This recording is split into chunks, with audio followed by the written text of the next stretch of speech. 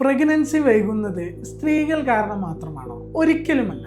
വന്ധ്യതയുടെ വിഷയത്തിൽ എല്ലാവരും കുറ്റപ്പെടുത്താറ് സ്ത്രീകളെയാണ്. എന്തുകൊണ്ടാണ് കുട്ടികളില്ലാത്തത് എന്ന് ചോദിക്കുമ്പോൾ പൊതുവെ പറയാറ് അത് അവളുടെ പ്രശ്നമാണ്. മെഡിക്കൽ സയൻസ് പ്രകാരം ഈ വന്ധ്യതയുടെ കാരണം എന്ന് പറയുന്നത് സ്ത്രീക്കും പുരുഷനും ഒരുപോലെയാണ്, അതായത് 50-50 ആണ്.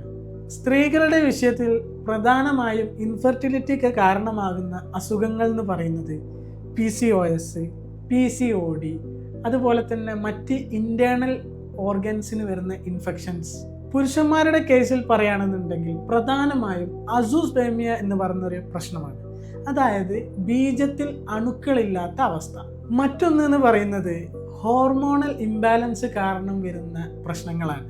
അതിൽ പ്രധാനപ്പെട്ടതാണ് ടെസ്റ്റോസ്റ്റിറോണിൻ്റെ അളവ് കുറവ് കാരണം വരുന്ന ഇമ്പോർട്ടൻസി എന്ന് പറയുന്ന പ്രശ്നം, അതായത് ഉദ്ധാരണക്കുറവ്.